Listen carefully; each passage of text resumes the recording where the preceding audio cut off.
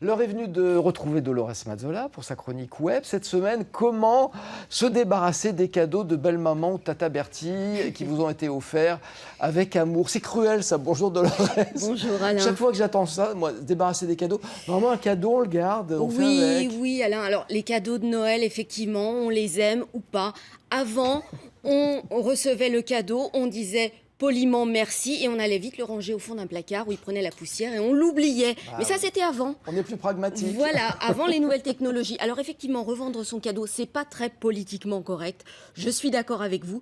Mais effectivement, avoir des objets qui traînent et dont on ne fait rien, ça ne vaut pas le coup. Alors, il faut dire aussi que la déception, la colère, la frustration, ça s'affiche aussi sur les réseaux sociaux. On a une flopée de hashtags qui fleurissent le 25 décembre. Alors on a hashtag cadeau nul, hashtag cadeau pourri, hashtag mon pire cadeau de Noël. Alors tout ça, effectivement, ça vous donne un petit peu la tendance. Les gens s'expriment. Ça traduit la violence de la société dans laquelle on vit.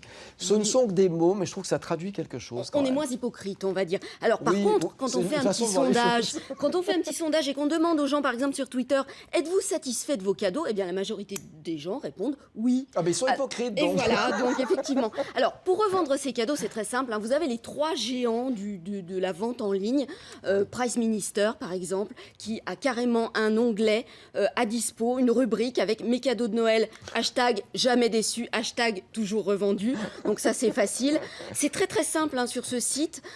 Vous scannez le produit dont vous voulez vous séparer. Et c'est très simple, ça se met en ligne, tout simplement. Voilà, alors ce site a reçu, par exemple, entre Noël, le 24 décembre à minuit, et le lendemain midi, pratiquement 500 000 objets ont été déposés en ligne. Voilà. Ah oui, c'est énorme. C'est un site gratuit ou pas? Alors oui, c'est gratuit, c'est gratuit. effectivement, il y a une appli, etc. Alors vous avez effectivement aussi l'autre géant, alors là pour le coup les enchères c'est eBay, et vous explique que votre cadeau mérite mieux, revendez-le, donc effectivement vous pouvez avoir la possibilité de le vendre en ligne, de faire grimper les enchères, c'est très simple.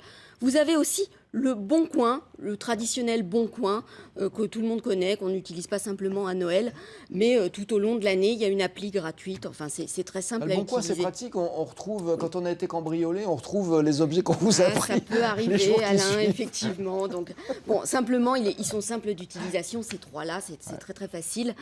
Vous avez également, alors, moins connu, plus nouveau, vendre ses cadeaux.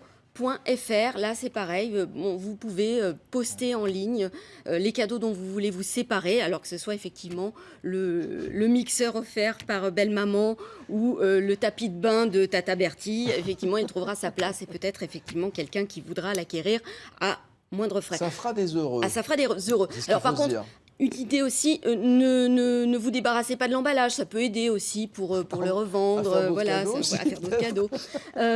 Alors, si vous avez des scrupules à revendre et que vous préférez troquer, vous avez troccadeau.com. Aussi, là, pareil, ça fonctionne un petit peu comme le Bon Coin, par zone